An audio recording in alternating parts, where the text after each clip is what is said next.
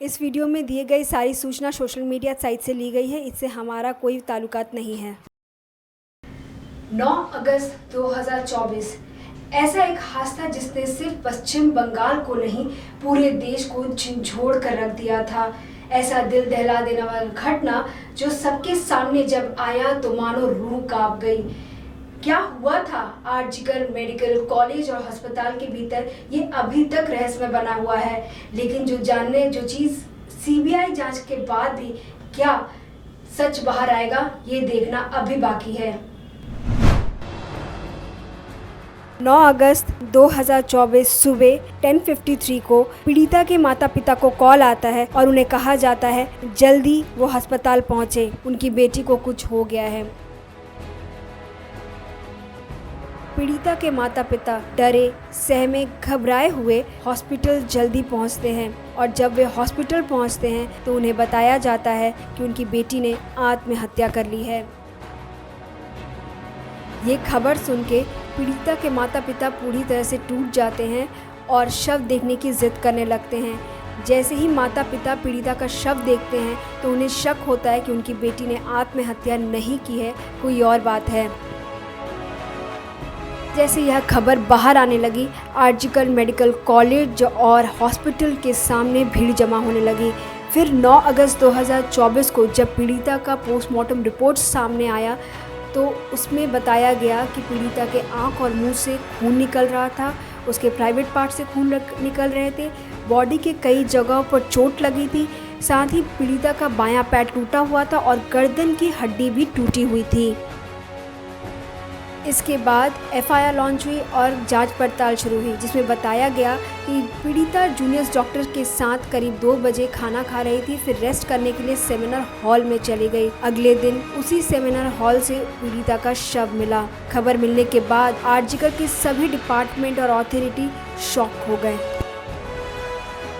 इसके बाद पुलिस जोरों शोरों से जांच पड़ताल शुरू करती है और क्राइम सीन से उसी दौरान पुलिस को मिलता है ब्लूटूथ डिवाइस, जिस डिवाइस के जरिए संजय रॉय, जिसे अभी तक का मेन एक्यूज बताया जा रहा है, उसे गिरफ्तार करती है। इतना ही नहीं, संजय रॉय के बारे में जो बात सामने आई कि संजय रॉय का आरजीकर मेडिकल कॉलेज और हॉस्पिटल में कई बार आना जाना था। इसके बाद ये केस हाई कोर्ट पहुंचा। हाई कोर्ट ने कहा कि बिना वक्त ज़ाहिर के इस केस को सॉल्व करना है और साथ ही इस केस को सीबीआई को सौंप दिया।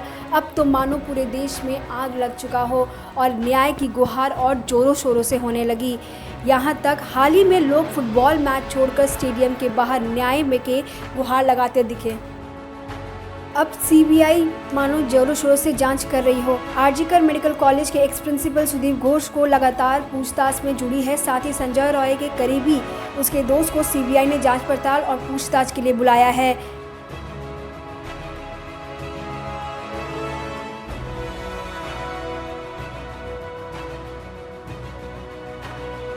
अब ये हादसा राजनीतिक और सियासी रूप ले चुका था, जहां एक तरफ पश्चिम बंगाल की मुख्यमंत्री सीबीआई जांच में समर्थन कर रही थी, वहीं दूसरी तरफ पूरा देश पश्चिम बंगाल की मुख्यमंत्री ममता बनर्जी पे उंगली उठा रहा था। टीएमसी के ऑपोजिशन लीडर लगातार ममता बनर्जी से रेजिग्नेशन की मांग कर रहे थे। इस वक्त ममता सरकार सवालों से घिर चुकी थी। ये मुख्यमंत्री यदि 25 तारीखेर मध्य बा 24 तारीखेर मध्य पदत्याग ना करें ताहले आपनारा नवान्न चलुन जातीय पताका हाथे। अब साथ ही ममता बनर्जी की महिलाओं के साथ जो रोड शो हुआ उसे भी ऑपोजिशन ड्रामा बताने लगी। আসলে দেখুন, আমি অবাক হয়ে গেলাম কলকাতা পুলিশের সোশ্যাল মিডিয়ায় পোস্ট, যেখানে সেদিনকে যারা যারা ভ্যান্ডালাইজ করেছে তাদের মুখগুলোতে রেড সার্কেল দিয়ে তারা লিখছেন, কলকাতা পুলিশ লিখছে, যারা এদেরকে চেনেন, যারা এদেরকে শনাক্ত করতে পারবেন আমাদেরকে জানান বা কাউকে জানান, আপনার লোকাল থানাকে জানান। কলকাতা পুলিশ আপনি জানেন না, বিনীত গোয়েল আপনি জানেন না, এরা কারা আপনি জানবেন কি করে? কারণ এরা তো আপনাদের স্থানীয় তৃণমূলের নেতা এবং আপনাদের মুখ্যমন্ত্রীর নির্দেশেই তো তারা এসেছে, আপনি অ্যারেস্ট করবেন কি করে? इस हादसे के बाद इंडियन मेडिकल एसोसिएशन ने भी अपनी 5 मांगों के साथ डॉक्टर्स की सुरक्षा को लेकर अपनी बात रखी और साथ ही प्रधानमंत्री नरेंद्र मोदी को कहा कि इस मामले पे वो अपनी बात रखे। IMA demands a declaration of the hospitals as safe zones with security stipulations entitlement. IMA demands comprehensive settlement of the working conditions and living conditions of the resident doctors. We stand united. We will ensure the safety and security of all healthcare professionals. एक तरफ जहां doctors का काम विरोध चल रहा है, वहीं दूसरी तरफ 24 घंटे के लिए सर्विस बंद करना, इमरजेंसी वार्ड में डॉक्टर्स का ना होना आम आदमी को परेशान कर रहा है। देखते ही देखते यह मामला अब सुप्रीम कोर्ट पहुंचा। सुप्रीम कोर्ट के बेंच ने पश्चिम बंगाल की सरकार को फटकार लगाकर सवालों के घेरों में खड़ा कर दिया। वहीं दूसरी तरफ नाराजगी जताते हुए सुप्रीम कोर्ट ने आदेश दिया कि पीड़िता के जितने भी फोटो और वीडियो सोशल मीडिया पे वायरल हुए हैं उसे सबसे पहले रोका जाए। साथ ही FIR से लेके पुलिस प्रशासन से लेके जितनी भी कार्रवाई हुई है इस मामले में वो सारे रिपोर्ट सुप्रीम कोर्ट तक पहुँचाई जाए। इन सब के बाद जानेंगे पीड़िता के पिता ने क्या कहा। कोई रिजल्ट नहीं मिला है अभी तक।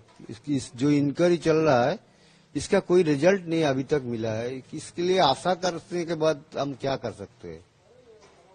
संदीप घोष, हाँ, पहले ही दिन आप उनसे मिले थे जिस दिन नहीं हमसे बात नहीं हुआ उसके, कोई बात नहीं। उन्होंने जरूरत पड़ा कोई सिग्नेचर का, उन्होंने बोला हम उनको हमारा ऑफिस में आने के लिए बोलो।